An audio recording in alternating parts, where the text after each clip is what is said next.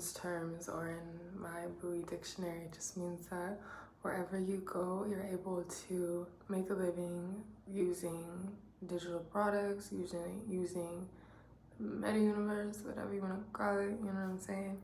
That you're easily able to pick up and go to certain places, different cities and countries and states, and you're able to survive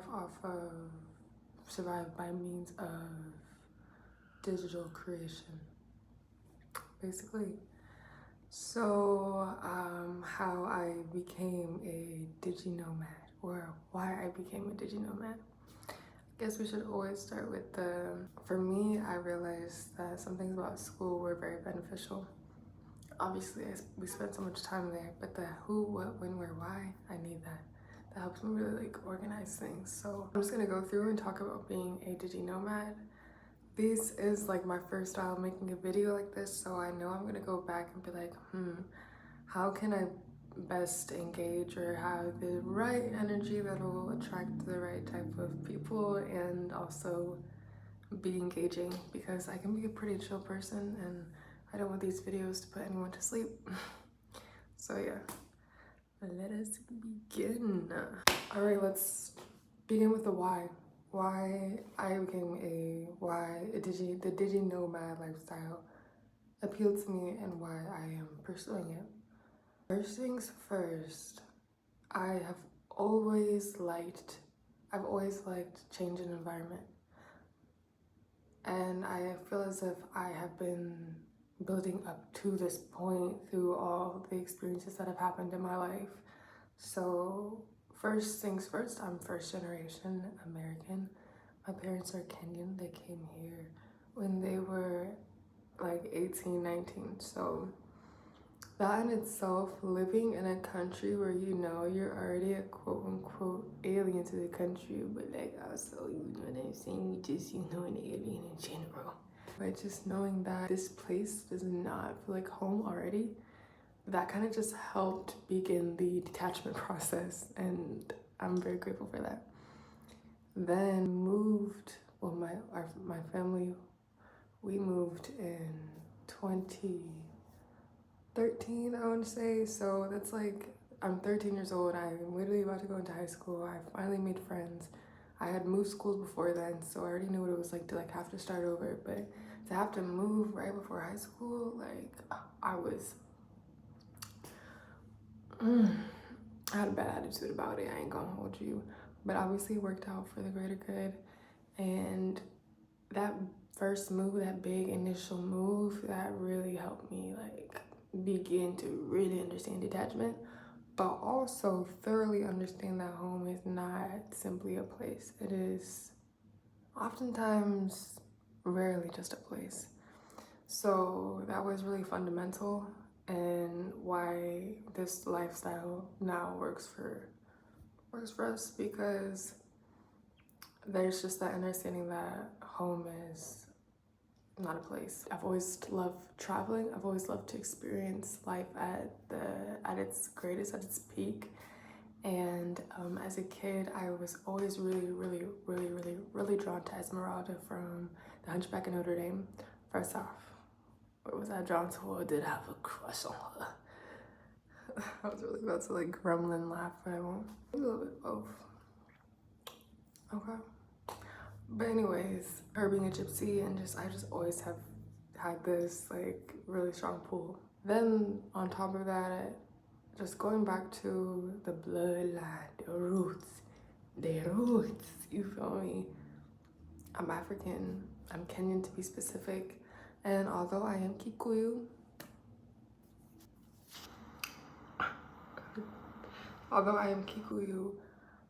I do feel like I might have a little bit of blend. I might have a little Messiah in me. I'm about 6'1". About 6'1". How many Kikuyu 6'1" people do you know? I'm waiting. I feel like innately, intuitively, ancestrally, we were always going to be nomadic. Never settling in one place for too long.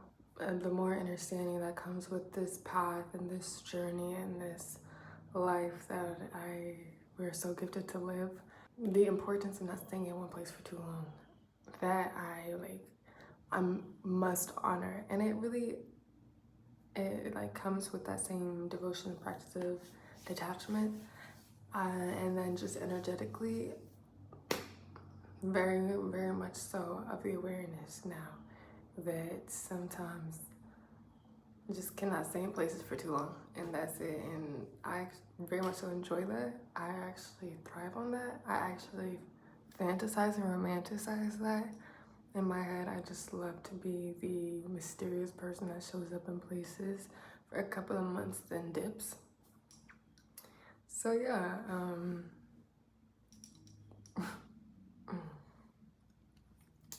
I chose this life and this life chose me. That is basically and the why is, also there's a deeper spiritual journey that aligns with this in terms of like modern day. To me, it's just like a modern day spiritual journey. I ain't gonna hold you. First, you gotta break out the matrix. You gotta heal. You gotta then make sure you as an individual are okay, and then you gotta make sure your business is okay.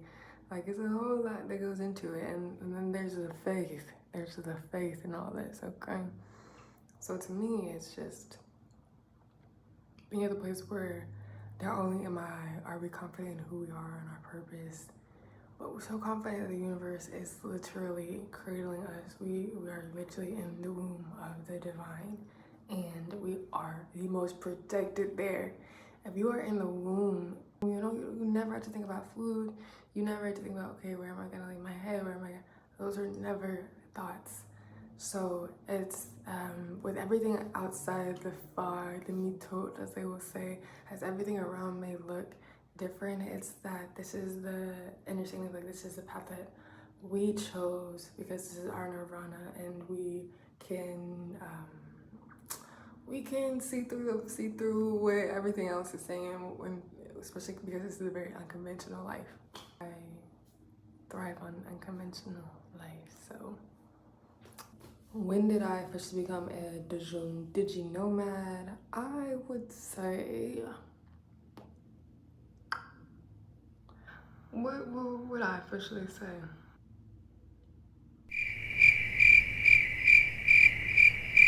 Yeah, I just feel like very recently, that's when I quote officially call myself a Digi nomad. In my experience and my journey, definitely became a nomad before a Digi nomad. And when I say a nomad, that meant there was no physical place that I was consistently calling home. A nomadic lifestyle of I was literally in Arizona for 3 months, and then I lived a month with my sister, and then I lived 2 months with a friend, and then I lived in Airbnbs for 2 weeks, and then, just things of that nature. Very nomadic. Very nomadic. Modern day nomadic. So I wouldn't say that I've been a digi nomad if I'm being 1000% honest with you until recently, because like I said, it's being able to live off and make money, and there were things that I had to heal in terms of my relationship with money before we could get to that point. So it's definitely hurdles you gotta go through, but if anyone knows it, I done did 10 hurdles and won that. So it's okay, it's a hurdle. Cool. And next time I reach that hurdle, I know my step pattern better, and I know how to float a little better, I know how to recover it a little better. So you just gotta know that this lifestyle comes with hurdles. It's not a straight shot. So yeah, then I would say the how. The how is amazing, really. The how is amazing. In my experience, it was really I had no choice. Life kind of just did skirt. Life did a skirt type of like a skirt. Can you get that in slow mo? Life did a skirt. Yeah, literally. Real quick, there was no edit to that, no effects. That was all us. So if you need a voice actor, look no further. Just go ahead, call us, email us. We will be in touch. Where I was making money, I was living life. I was really feeling like I was up there. And then next you know, job lets you go, car breaks down, in a toxic relationship, losing all your weight, getting depressed, in bed all the time, like had no energy, no job. You know what I'm saying? But during that time was the catalyst for everything, during that dark night of the soul. Because, man, oh man, looking back now, the way I was speaking life into my situation while I was clearly holding on is really what got me through it. And that is really what the universe was like, hey, when it comes down to it,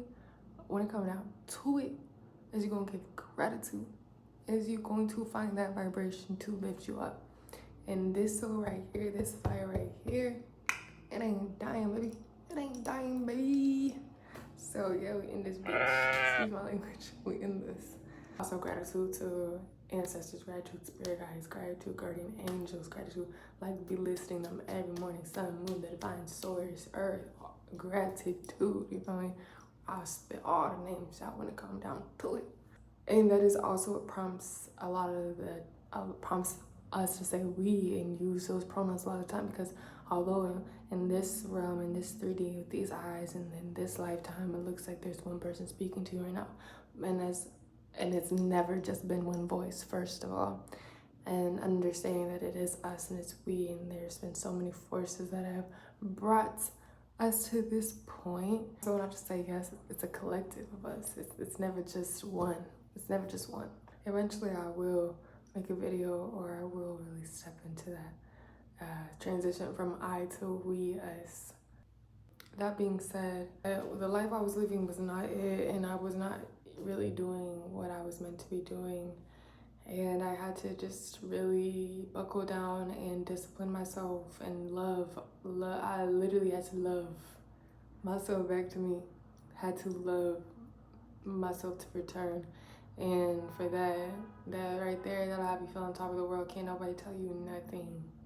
Can no one tell you nothing when finally the love that you put in yourself is reflecting outside of you. And that's so much love that you're harnessing within yourself is then be able to create things outside of you. That is just, that's power. And then when you're reminded of that power and that alchemy, it's like, well, so why am I not happy right now? Why am I not doing the things to align myself with what? Obviously I'm a power motherfucker. A powerful motherfucker. Excuse my language. Don't even excuse it. Say what I said.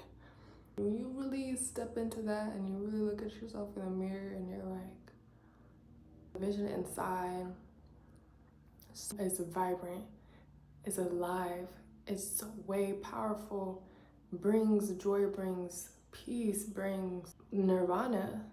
And I'm willing to focus so deeply and solely on that, beyond everything on the outside, until that is the reality. And at the same time, being a digi nomad, in terms of, for me as a digital creator, just as a creator, artist in general, it's really exciting to be able to see, be an artist in the sense that a lot of the spiritual guides and spiritualists and Toltec ability to be a vessel in expressing the universe through and with and for and all these add-ons I could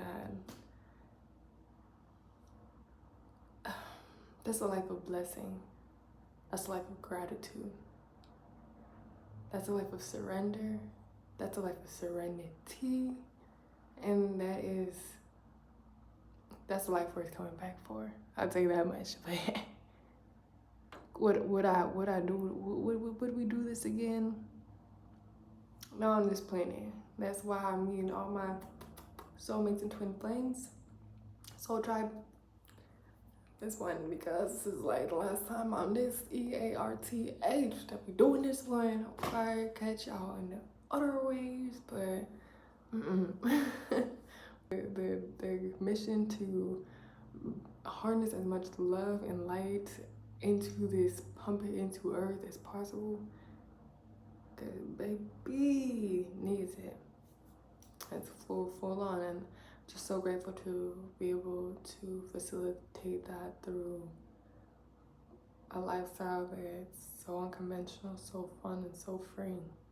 We are so excited to build this community, just have conversations because, like I said, it is unconventional, and being able to talk to someone who's going through something similar, so important. Eventually having the resources is really all I want to be able to give. My newsletter and let people know, like, hey, we're in this, like, keep going, it's all good, you know, here's something I learned that helped me, like, let me know what did you learn this week, like, let's really build that community. And so yeah, that's basically it.